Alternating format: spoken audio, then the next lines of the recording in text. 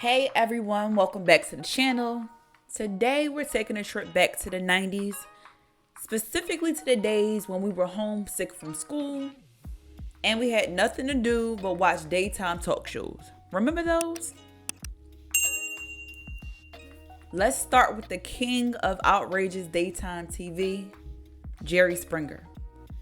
So Jerry Springer brought us drama, fights, and the infamous Jerry. The show started in 1991 and ran for 27 years until it was canceled in 2018. The show quickly became known for its controversial and often shocking content, and it was a guilty pleasure for many. And even though we knew it was wild and outrageous, we just couldn't look away. Some of the wildest moments of the show include a now banned 1998 episode where guests spoke on their quote-unquote interspecies relationships. So there was this guy who claimed that he married a horse, and the episode got really weird, as you can imagine. I can't even get into the details on YouTube, I don't think.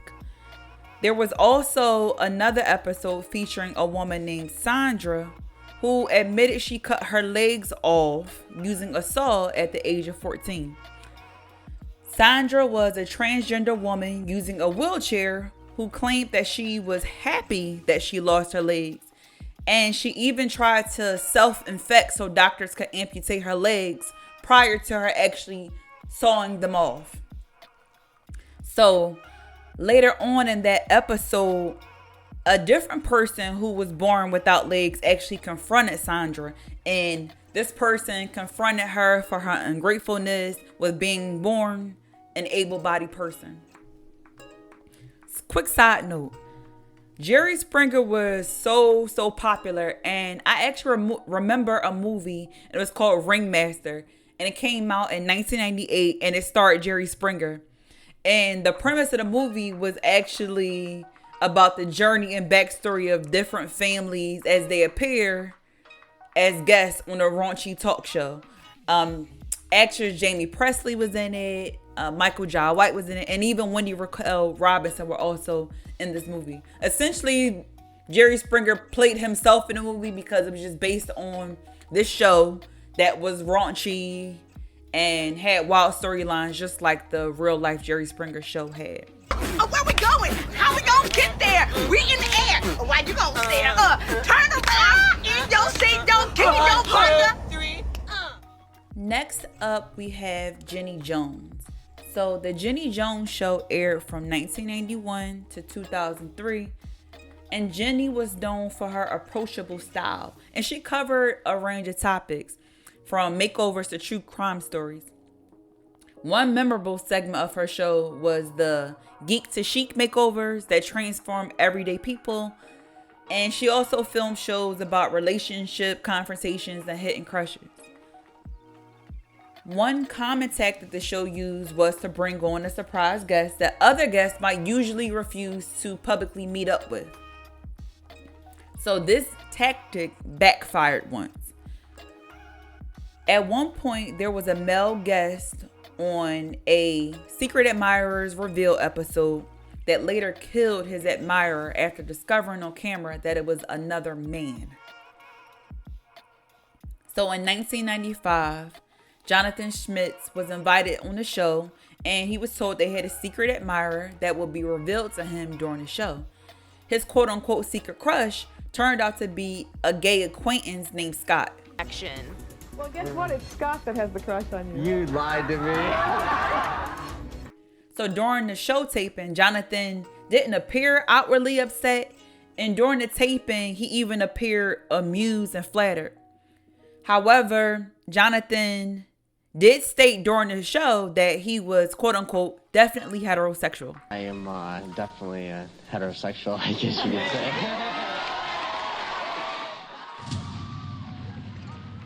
So fast forward 3 days. After returning home, Jonathan received a note from Scott. So no one knows what the note said, but whatever it was enraged Jonathan. Jonathan grabbed his shotgun, knocked on Scott's door, and shot him in the chest. Just got a man. Okay, calm down, okay? Okay, why did you do that? On a lighter note, I do remember watching this next show even more than Jenny Jones. Ricki Lake was a little younger than Jenny, and I guess I personally felt more of a connection with her show. Y'all let me know in the comments, Jenny or Ricki. So Ricki brought a youthful energy to daytime TV, and her show Ricki Lake started in 1993 and ran until 2004. Ricki tackled issues relevant to teens and young adults. So let's get into some of these episode titles. One is, Today I Demand to Know Why You Dumped Me. Or, I'm getting out of the gang and I'm taking someone with me. So in this episode, two brothers and rival gangs come together and reunite after Ricki sends the boys to a funeral home where they portray one of the boys has been killed in a gang-involved shooting, making the older brother realize that it's time to quit. We also had other episode titles like, I Don't Care If You Shriek. Today's My First Time as a Freak. Yo, these episode titles were wild. Really, I feel like they were like clickbait before clickbait on the internet existed. So this next show that we watched, We Stay Home, came on in the afternoon on the East Coast. If you're from the East Coast like I'm from. Sally Jessy Raphael was one of the pioneers of the daytime talk show genre. So the Sally Show began in 1983 and continued until 2002. The show even won an Emmy for Outstanding Talk Show Series in 1990. Sally covered a wide range of topics, including out-of-control teens and even lighter episodes featuring hypnotists and drag queens who even impersonated Sally. Oh my goodness, do y'all remember Sergeant Julu? I remember watching episodes featuring the drill sergeant who came on the show to yell at the out-of-control teens and take them to boot camp. So I remember the parents would come on for help. Then the teens would come out on the stage and like cuss the audience out and boo them. They were like the Cash Me Outside girl before she was famous and went on Dr. Phil. And so they would cuss out their parent, and then the sergeant would come out and get in their face and yell at them and take them to boot camp. And then the show would have footage of the kids crying and doing drills until I guess they learned discipline or learned to respect their parent or whatever. Maury Povich brought us the unforgettable words. You are not the father. 1-year-old Jordan, John, you are not the father. And Maury started in 1991 and is still currently running, I believe. I believe you can catch up-to-date episodes on that network called Nosy, and they're still doing live tapings. Anyway, Maury became famous for its paternity test and lie detector results. I think we all like to stay home and watch the women on the paternity shows hear those famous words, you are not the father. So usually it would go down like the women would start crying. The guy would be cheering or rolling around or yelling back at the audience like, I know what I told you. So then the mom would take off running backstage. She would fall onto the randomly placed couch or do the little wall slide while crying. Also, side note, like somebody else mentioned before, like the cameramen on this show have got to be in the best shape of their lives to do all their running backstage. The Rolanda Show was hosted by Rolanda Watts and it aired from 1994 to 1997. Rolanda tackled a variety of topics and was able to bring her journalistic background and engaging personality to the forefront. She made her mark with thoughtful discussions and heartfelt moments, and her show featured many celebrity guests such as Aretha Franklin and the cast of The Jeffersons TV show. She also discussed many serious topics involving romantic relationships in the Black community and the infamous O.J. Simpson verdict and true crime stories. Rolanda was named a favorite among many viewers. In 1995, she even outranked other popular talk show hosts, including Sally Jessy Raphael, Oprah Winfrey, Regis Philbin, and many others, according to a viewership poll. And although the Rolanda Show is no longer being taped, Rolanda still continues to be very much a part of daytime talk shows. So she is currently the announcer for the Sherri Show that is hosted by Sherri Shepherd. And previously, she was the announcer for the Judge Joe Brown Show.